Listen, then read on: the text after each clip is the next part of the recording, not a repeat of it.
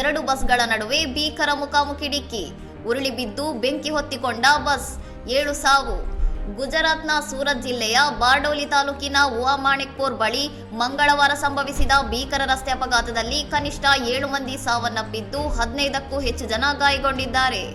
ಧುಲೆಯಿಂದ ಸೂರತ್ಗೆ ತೆರಳುತ್ತಿದ್ದ ಮಹಾರಾಷ್ಟ್ರ ರಾಜ್ಯ ಸಾರಿಗೆ ಬಸ್ ಹೆದ್ದಾರಿಯಲ್ಲಿ ಚಲಿಸುತ್ತಿದ್ದ ಟ್ರ್ಯಾಕ್ಟರ್ಗೆ ಡಿಕ್ಕಿ ಹೊಡೆದು ನಿಯಂತ್ರಣ ತಪ್ಪಿ ವಿಭಜಕ ದಾಟಿ ವಿರುದ್ಧ ದಿಕ್ಕಿನಿಂದ ಬಂದ ಮತ್ತೊಂದು ಬಸ್ಗೆ ಮುಖಾಮುಖಿ ಡಿಕ್ಕಿ ಹೊಡೆದಿದೆ.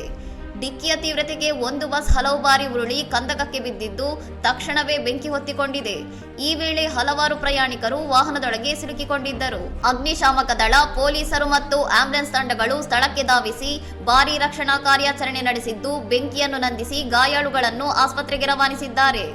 ಅಪಘಾತದಲ್ಲಿ ಗಾಯಗೊಂಡ ಕೆಲವರ ಸ್ಥಿತಿ ಗಂಭೀರವಾಗಿರುವುದರಿಂದ ಸಾವಿನ ಸಂಖ್ಯೆ ಮತ್ತಷ್ಟು ಹೆಚ್ಚಾಗುವ ಸಾಧ್ಯತೆ ಇದೆ ಎಂದು ಅಧಿಕಾರಿಗಳು ಆತಂಕ ವ್ಯಕ್ತಪಡಿಸಿದ್ದಾರೆ.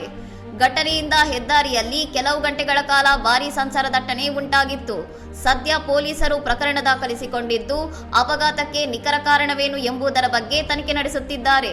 ಇನ್ನಷ್ಟು ಸುದ್ದಿಗಳಿಗಾಗಿ ನೋಡ್ತಾ ಇರಿ ಸೌರಂ ಟಿವಿ.